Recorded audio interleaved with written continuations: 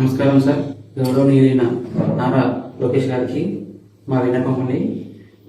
నా పేరు జేమ్స్ సురేష్ కుమార్, మా వైఫ్ పుష్పావతి, నా కూతురండి పునర్వికశ్రీ. తనకు వచ్చేసి ఎస్టిమేట్ టైప్ 1 అనే డిసీజ్ ఉందండి, జెనెటిక్ ప్రాబ్లం అంటారు. వచ్చేసి ఈ ట్రీట్మెంట్ మన ఇండియాలో లేదు సార్, ఫారెన్లో ఉంటుంది అని డాక్టర్స్ చెప్పారు. ఆల్మోస్ట్గా 2 years వరకు ఇంజెక్షన్ వేయించాలి. ఆ ఇంజెక్షన్ కాస్ట్ వచ్చేసి దగ్గర 16 కోట్లు అని చెప్పి అన్నారు సార్.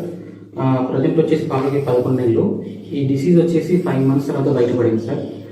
మేము హైదరాబాద్లో రెయిన్ హాస్పిటల్లో చేయించుకుంటున్నాము. సార్ చెప్పింది ఏంటంటే వితిన్ ఒక 1 year 1.5 year ఇంజెక్షన్ వేస్తే తను బాగుంటుంది, లైఫ్ టైం తక్కువ ఉంటుంది అని చెప్పారు. ఇప్పటిదాకా 11 months సార్. ప్రజెంట్ అయితే పాప బాగానే ఉంది, త్వరగా ట్రీట్మెంట్ చేసి తను బతుకుతుంది సార్.